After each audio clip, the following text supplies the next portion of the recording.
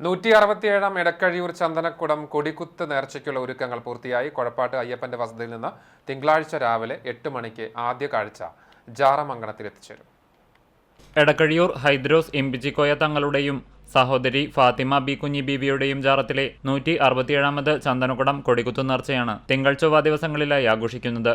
15ഓളം കാഴ്ച കമ്മിറ്റി ഭാരവാഹികളുടെ നേതൃത്വത്തിൽ വിവിധ ഭാഗങ്ങളിൽ നിന്നായി 2 ദിവസങ്ങളിൽ തലയെടുപ്പുള്ള ഗജവീരന്മാരുടെയും വിവിധ വാദ്യമേളങ്ങളുടെയും അകമ്പടിയോടുകൂടി തിരുമുൽ കാഴ്ചകളും മറ്റ് അനവധി ദേശനാട്ടുകാഴ്ചകളും ജാറം അങ്കണത്തിൽ എത്തിച്ചേരും.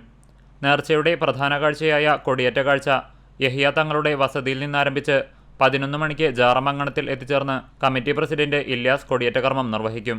തുടർന്ന് ക്ലബ്ബുകളുടെ ദേശക്കാഴ്ചകളും ഉണ്ടായിരിക്കും. നേർച്ചയുടെ ഭാഗമായി സുരക്ഷ ഒരുക്കുന്നതിനു വേണ്ടി SHO VV വിമലിന്റെ നേതൃത്വത്തിൽ വിവിധ കാഴ്ച കമ്മിറ്റി ഭാരവാഹികളുടെ യോഗം ചേർന്നിരുന്നു. നേർച്ചയുടെ സുഗമമായ നടത്തിപ്പിനാവശ്യമായ എല്ലാ മുൻകരുതലുകളും സ്വീകരിച്ചതായും ഒരുക്കങ്ങൾ പൂർത്തിയായതായും വടക്കുഭാഗം നേർച്ചാഘോഷ കമ്മിറ്റി രക്ഷാധികാരി ബഷീർ തങ്ങൾ പറഞ്ഞു. വർഷങ്ങളോളായിട്ട് നടന്നുകൊണ്ടിരിക്കുന്ന എടക്കഴി ചന്ദനക്കുടം കൊടികുത്ത് നേർച്ച ഈ വർഷം ജനുവരി 6-7 തിങ്കൾ ചൊവ്വ ദിവസങ്ങളിൽ ആഘോഷിക്കുകയാണ്. അതിൻ്റെ ഭാഗമായിട്ട് ആദ്യമായിട്ട് ജാറത്തിലേക്ക് എത്തുന്ന കാഴ്ച കൊഴപ്പാട്ട് അയ്യപ്പേട്ടൻ്റെ വസതിയിൽ നിന്നാണ്. അതിൽ ആദ്യത്തെ ദിവസം തന്നെ പ്രധാനമായിട്ടുള്ളൊരു കാഴ്ചയാണ് തിരുമുൽ കാഴ്ച.